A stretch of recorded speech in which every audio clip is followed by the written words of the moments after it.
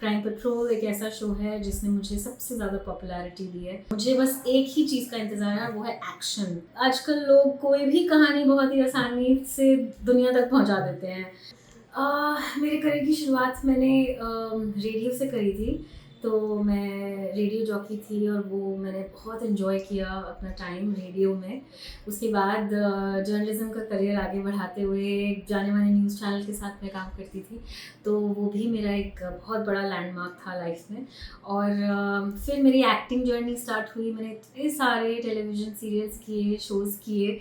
उन सभी में से वैसे तो सब मेरे दिल के बहुत करीब हैं, बट सबसे ज़्यादा मेरा फेवरेट कैरेक्टर जो रहा है वो सुरा सही, जो विघ्नहर्ता गणेशा सोनी टीवी में मैंने किया था।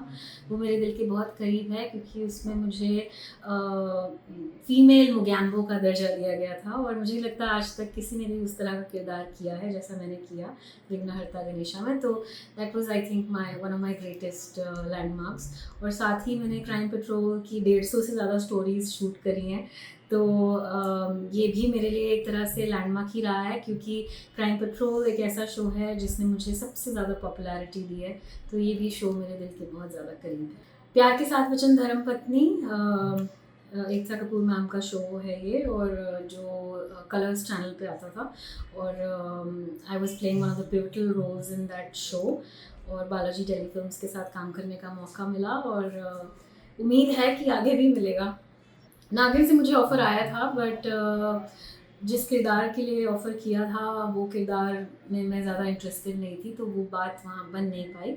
लेकिन उम्मीद है कि आगे कहानी जैसे जैसे बढ़ेगी तो मेरे लायक कुछ ना कुछ ज़रूर निकलेगा। दोनों पॉजिटिव, नेगेटिव और कॉमेडी। सब टीवी पे मैंने बहुत सारे शोज़ किए हैं जो कॉमेडी जॉनर में हैं, जो शायद लोग मुझे अभी भी कहीं ना कहीं नहीं पहचानते कि मैंने इतने सारे शोज सब टीवी पे किए। बट मुझे नेगेटिव, बोल्ड और कॉमेडी ये सभी जॉनर्स करने में बहुत ज़्यादा मज़ा आता है और मुझे बस एक ही चीज़ का इंतज़ार है, वो है एक्शन। तो I am waiting for a role where and I am doing some टिशुम। बिल्कुल, एक्चुअली जब मैं 20s में थी तब भी मुझे मम्मी के रोल ऑफ़र होते थे और मैंने त्रिदेवियाँ किया था ऋतुराज जी के ऑपोजिट, जब मैं उनकी वाइफ प्ले कर रही थी। तो वो तो 60 साल की उम्र का रोल मैंने प्ले किया था उस वक्त। और उसके बाद से कहते हैं टाइप कास्ट हो जाते हैं, तो वैसा ही हो गया कुछ मेरे साथ। उसके बाद मुझे सिर्फ मम्मा के रोल्स ऑफ़र हो रहे थे जो मैं कर भी रही थी कुछ हद तक। बट अब इंतज़ार है कि मैं इसको ब्रेक करूं और अच्छे रोल्स मुझे मिले। और कास्टिंग डायरेक्टर्स को रिक्वेस्ट है कि they should imagine and visualise mean something new and different for a change. हाँ बिल्कुल, अगर मैं उनकी क्राइटेरिया में फ़िट होती हूँ दैन व्हाई नॉट। मैंने वैसे भी काफ़ी सारे रियलिटी बेस्ड शोज़ करे हैं जैसे कि किचन चैम्पियन, डेट ट्रैप और MTV क्रंच MTV पे। तो रियलिटी शोज़ से मुझे काफ़ी प्रेम है, ऐसा नहीं है कि मैं नहीं करना चाहूँगी। डेफिनेटली मुझे ऑफ़र आएगा, then why not. I am an actor, I can perform anywhere. और ख़ासतौर पे खतरों के खिलाड़ी तो मुझे लगता है एक्शन बेस्ड शो है, तो मुझे एक्शन तो वैसे भी करना है। तो अगर ऑफ़र आएगा तो ज़रूर हाँ बोलूँगी। यस, मैंने वर्टिकल सीरीज़ शूट करना स्टार्ट किया है क्योंकि अब दुनिया वर्टिकल सीरीज़ ही देख रही है। एक एक्चुअली टाइम था जब सब क्राइम पेट्रोल देखते थे, उससे पहले सावधान इंडिया देखते थे, उससे पहले काफ़ी सारे एपिसोडिक्स चलते थे, शैतान, आमना सामना, बहुत सारे ऐसे शोज़ चलते थे। बट अब वो बंद हो गए हैं और ये वर्टिकल सीरीज़ का ज़माना आ गया है। तो I am an actor, I will perform on any platform that I am suppose to. And मैंने हाल फिलहाल में काफ़ी सारे वर्टिकल एपिसोड्स किए भी हैं जो दर्शकों तक जल्दी पहुंच जाएंगे। एक्चुअली टेलीविज़न पे काफ़ी सारी लिमिटेशंस थी क्योंकि नेशनल टेलीविज़न है, बच्चे देखते हैं वो शो। तो सेंसर बोर्ड जो था वो अलाउ नहीं करता था कुछ इंटीमेट सीन्स दिखाने या एक्शन दिखाना या लड़ाई झगड़ा, गाली गलौज दिखाना।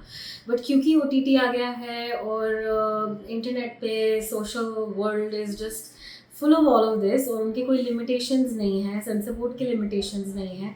तो आजकल लोग कोई भी कहानी बहुत ही आसानी से दुनिया तक पहुंचा देते हैं।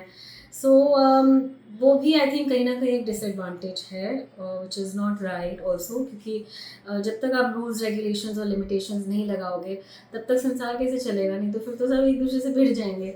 और वही सिलसिला शुरुआत तो हो ही गई है। I don't know where we are going to head if they don't put any limitations over it. जी, मेरी बुक है जिसका नाम है beyond the frame beyond fear, जो कि मेरे पिताजी पर लिखी हुई है, जो मैंने लिखी है। My father was a cinematographer और उनके जीवन की कथा ऐसी है कि लोगों को पढ़नी चाहिए, क्योंकि मैं खुद तो इंस्पायर हुई हूँ और मैं चाहूँगी कि सभी लोग उनकी जीवन कथा से इंस्पायर हों। सारे budding film makers, cinematographers, documentary film makers, people who are passionate about cinema and who are cinephiles. They will be very happy to read my book or definitely be inspired with it too. Like I said, I think Priyanka Chopra और मेरे date of birth में सिर्फ एक दिन का फ़र्क है। मेरा बर्थडे 17 जुलाई को होता है, उनका 18 जुलाई को होता है, but she has but both of our lives are very similar. So अभी उनकी फिल्म आई है, मैं चाहती हूँ कि मैं भी वैसा ही कुछ करूँ एकदम, और एकदम सब मुझे मेरे काम के लिए सराहें। I don't want to do like the old mother cranky roles. I want to come back with a full bang and show the world that yeah, I can also do this. तो I think जैसा मैंने जिक्र किया, action करना चाहूँगी और सबका जो इमेज है माइंड में वो चेंज करना चाहूँगी. Well, please keep loving me and the way you have been loving, and let live. So अपने ऊपर आप ज़्यादा ध्यान दें, दूसरों के जीवन में क्या चल रहा है ये ना सोचें, or never give up in life. Keep working hard, because if you do that, you will always get the results.